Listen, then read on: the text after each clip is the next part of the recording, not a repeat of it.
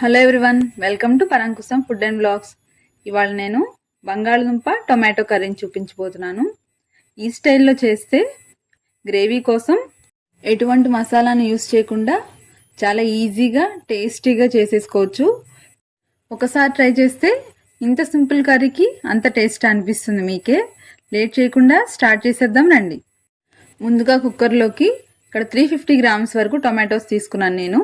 ఒక్కొక్క టొమాటోని 4 పార్ట్స్గా కట్ చేసి అందులో వేసేసుకోవాలి. టొమాటోస్ వేసేసుకొని ఒక చిన్న గ్లాస్ మెజర్ తీసుకొని అందులో హాఫ్ గ్లాస్ వరకు వాటర్ అందులో పోసేసుకోవాలి.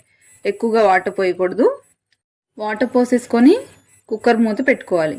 కుక్కర్ మూత పెట్టేసుకున్న తర్వాత స్టవ్ ఆన్ చేసుకొని స్టవ్ పైన పెట్టుకొని కుక్కరు 2 విజిల్స్ వచ్చేంత వరకు మీడియం ఫ్లేమ్లో పెట్టుకొని కుక్ చేసుకోవాలి. కుక్కర్లో ఉన్న ఆవిరంతా పోయేంత వరకు వెయిట్ చేసి ఆవిరి పోయిన తర్వాత కుక్కర్ మూత తీసేసి చూసుకోవాలి. చూసిన తర్వాత టొమాటోస్లో మనం పోసిన వాటర్ అలాగే ఉంటాయన్నమాట. ఆ వాటర్ని సపరేట్ చేసుకోవాలి. ఆ వాటర్ మళ్ళీ తర్వాత మనం గ్రేవీలో యూజ్ చేసుకుంటాము. తీసుకొని గ్లాస్లో కానీ బౌల్లో కానీ తీసుకొని పక్కన పెట్టేసుకోవాలి. ఆ తర్వాత టేస్ట్కి సరిపడా, అంటే టొమాటోస్కి సరిపడా మాత్రమే సాల్ట్ వేసుకుంటున్నాను నేను. రాక్ సాల్ట్ వేసేసుకొని స్మాష్ చేసుకోవాలి. ఈ టొమాటోస్ సాఫ్ట్గా అయ్యేంత వరకు మెదుపుకోవాలి. మనం పప్పుని ఎలా అయితే సాఫ్ట్గా అయ్యేంత వరకు మెదుపుకుంటామో అలాగే మెదుపుకోవాలి. ఎంత స్మాష్ చేసినా ఈ టొమాటోస్ సాఫ్ట్గా అవ్వలేదంటే మీరు సరిగ్గా ఉడికించలేదని అర్థం. మళ్ళీ ఇంకో విజిల్ పెట్టుకొని కుక్ చేసుకుంటే సరిపోతుంది.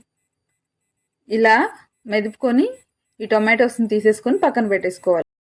ఇప్పుడు స్టవ్ మీద ఒక ప్యాన్ పెట్టుకొని ఆయిల్ వేసేసుకొని ఆయిల్ హీట్ అయిన తర్వాత ఎండుమిర్చి, తాలింపులు, జీలకర్ర వేసేసుకొని ఫ్రై చేసుకోవాలి. ఇవి ఫ్రై అయిన తర్వాత ఆనియన్స్, కరివేపాకు వేసేసుకొని ఫ్రై చేసుకోవాలి. ఈ ఆనియన్స్ గోల్డెన్ బ్రౌన్ కలర్ వచ్చేంత వరకు ఫ్రై చేసుకోవాలి. ఈ ఆనియన్స్ ఫ్రై అయిన తర్వాత కట్ చేసి పెట్టుకున్న బంగాళదుంపలను అందులో వేసేసుకోవాలి.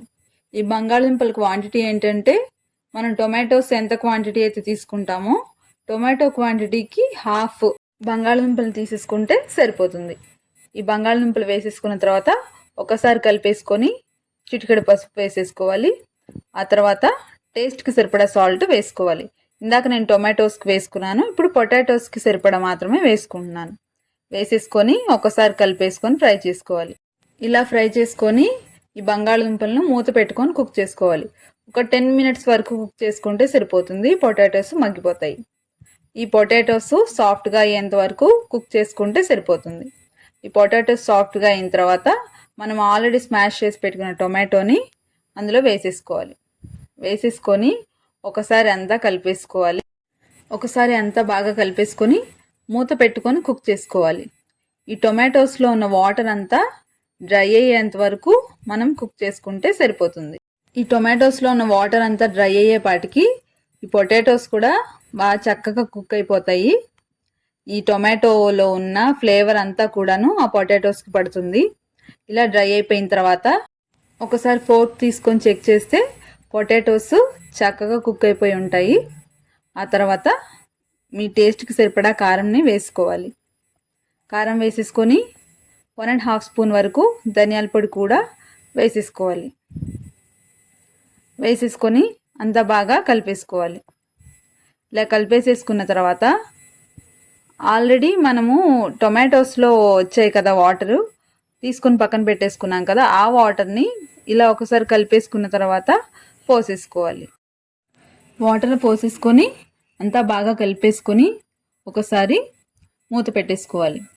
మూత పెట్టేసుకొని సిమ్ టు మీడియం ఫ్లేమ్లో ఒక 5 మినిట్స్ వరకు కుక్ చేసుకుంటే ఎంతో సింపుల్ అండ్ టేస్టీ అయినా మన బంగాళదుంప టొమాటో కర్రీ రెడీ అయిపోతుంది. చూసారు కదా, మనం ఎటువంటి మసాలాను యూజ్ చేయకుండా గ్రేవీ లాగా వచ్చింది కర్రీ. సింపుల్ రెసిపీ అండ్ చాలా టేస్టీగా ఉంటుంది. రైస్లోకైనా చపాతీలోకైనా బాగా సూట్ అవుతుంది. వీడియో నచ్చితే లైక్ చేయండి, నా ఛానల్ని సబ్స్క్రైబ్ చేయండి. మీకు ఈ రెసిపీ గురించి ఏదైనా డౌట్స్ ఉంటే కామెంట్ సెక్షన్లో కామెంట్ చేయండి.